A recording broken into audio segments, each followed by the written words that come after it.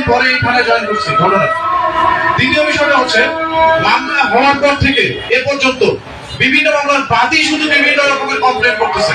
এটা আমাদের মামলায় কিন্তু প্রতিবন্ধকতার সৃষ্টি হচ্ছে। প্রথম গৌসের মামলা নিয়ে এক বাদী বলল যে আমি সিগনেচার করিনি, তারপর হচ্ছে আমি জোর করে স্বাক্ষর করানো হয়েছে, বিভিন্ন রকমের অভিযোগ। দ্বিতীয় মামলাটায় যেই ব্যক্তির স্ত্রী মামলা করছে তার পরিবার থেকে আমাকে এসে বললো কেন স্ত্রী মামলা করলো, কেন ভাই করলো না, বাবা করলো না, মা করলো না। এইটা নিয়ে আমি বেশ 2-3 দিন ফেস করতে হয়েছে।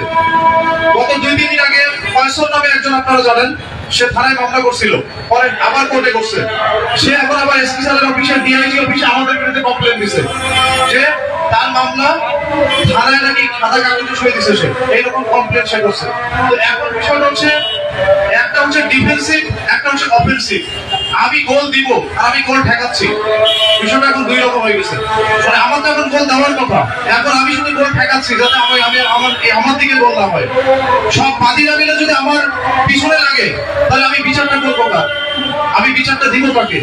আমি তো বাদীর বিচারটা নিশ্চিত করবো, সেই বাদীরাই এখন আমাদের বিরুদ্ধে বিভিন্ন জায়গায় দৌড়াদৌড়ি করতেছে।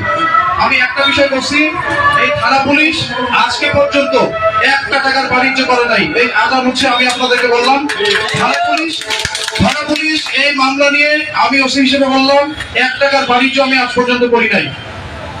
তবে মামলা হওয়ার আগে যদি সাধারণ পাবলিকের মধ্যে কেউ করে থাকে, কেউ দলীয় নেতৃবৃন্দ হোক, অন্য কেউ হোক, যদি করে থাকে, সেই দায় দায়িত্ব তাদের উপরে করতে হবে।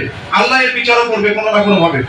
আমরা থানা পুলিশ এ পর্যন্ত স্বচ্ছতার সাথে কাজ করতেছি। আমরা বলছি কোনো নিরীহ মানুষকে ধরবো না, এখন পর্যন্ত ধরি নাই।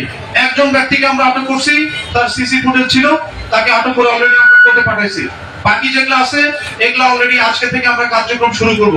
কিন্তু আমি অত্যন্ত দুঃখিত এবং ব্যথিত, যাদের জন্য করবো, একটা কথা আছে যে যার জন্য করি চুরি সে বলে চোর। বিষয়টা হচ্ছে যাদের মামলা নিয়ে আমি দৌড়াচ্ছি, যাদের কাজ আমি করতেছি, তারা এখন আমার পিছনে বিভিন্ন ভাবে বাদীরাই এখন কোর্টে দৌড়াচ্ছে। তারা এখন এসপি অফিসে যাচ্ছে, ডিআইজি অফিসে যাচ্ছে, বলতেছে এটা ঠিক নাই, এটা ঠিক নাই, এটা ঠিক নেই। তখন আমি বিচারটা করবো কার, আমি বিচারটা দিব কাকে? এই বিষয়টা আপনারা বিবেচনায় রাখবেন। আর আমরা থানা পুনর্গঠন প্লাস হচ্ছে থানার সাথে জনগণের যে একটা দূরত্ব ছিল, সেই দূরত্বটাকে বোঝানোর জন্য আমাকে বেশ 7-8 দিন কষ্ট করতে হয়েছে। সবকিছু মিলাই আবার আমার অলরেডি থানায় অফিসার সংকট। আপনারা জানেন আমার সার্কেল নাই, বদলি হয়ে গেছে। আমার তদন্ত নাই, বদলি হয়ে গেছে।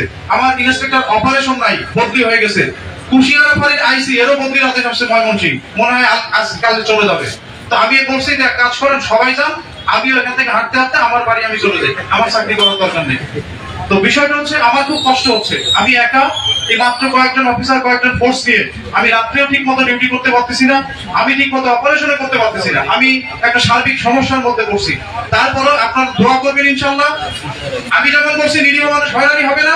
দ্বিতীয় কথা হচ্ছে আমরা এখন থেকে ইনশাআল্লাহ আজকে থেকেই অপারেশনে নামবো।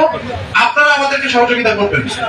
আপনাদেরকে নিয়ে বিভিন্ন এলাকার আমাদের যারা খুব কাছের মানুষ আছে, যারা আমাদের খুব মায়ের মানুষ আছে, যারা আমাদেরকে বিশ্বাস করে, আমরা যাদেরকে বিশ্বাস করি, এই সমস্ত লোকজনকে নিয়ে আজকে থেকে আমরা অপারেশনে নামবো।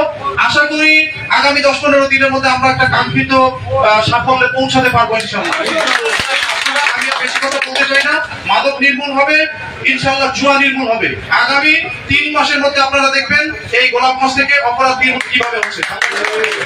আমার জন্য দোয়া করবেন। আজকে যারা অনুষ্ঠানের আয়োজন করেছে তাদের জন্য দোয়া করবেন। বিশেষ অতিথিবৃন্দকে আমি ধন্যবাদ জানাচ্ছি, কৃতজ্ঞতা জানাচ্ছি।